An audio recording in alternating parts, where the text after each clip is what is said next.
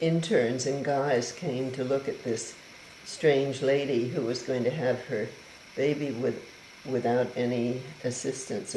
What they used to do often, if the labor was hard, they would, of course, the mother would be totally snuffed out and unconscious. Right. Then the doctor would go in with forceps and pull the baby out and so forth.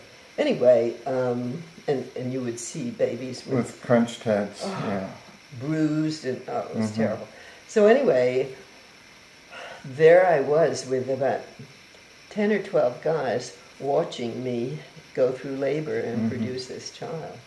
And well, that was a whole nother, that's a whole nother story connected with that, but we don't have to go into that now. Well, just briefly say, what is the other story? Well, the story was, they made me go to a recovery room, and all these other women who had just had babies were there, and they were all sort of out and recovering from anesthesia, and they'd say, "Nurse, nurse, what did I have?" Or there was one woman who was cursing her husband.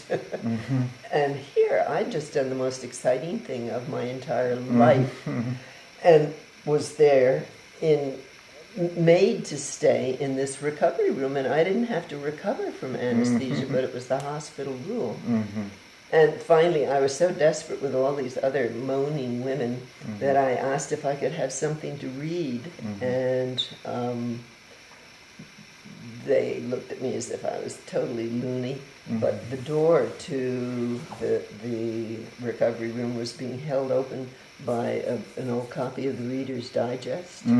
And so the nurse went and got that and gave it to me. And there, at this magnificent, unbelievable moment of my life,